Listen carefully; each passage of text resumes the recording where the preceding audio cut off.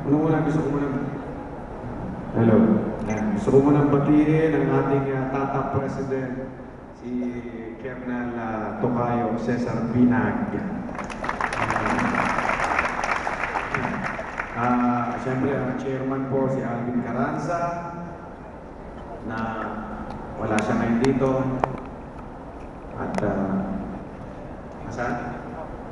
At of course, our honorable former Congressman Jose Pepin Cojuangco. Madalas po akong kumain sa bahay dati niya dahil kami po ay nag-shooting sa bahay nila. Palagi. Napakabait po. Sabi niya kahit walang shooting, pwede kang kumain dito.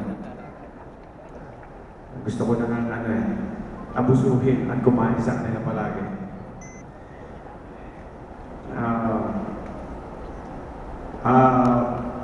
Mr. Jojo Ortaya, our Vice President, Tata Vice President. Mr. Jojo. Akala ko kayo na si Dennis Trillo ngayon. Of course, ang dahilan po kung bakit guwapo-guwapo ang ating Tata President, ang kanya pong ama na si Mr. Manuel Binag Sr.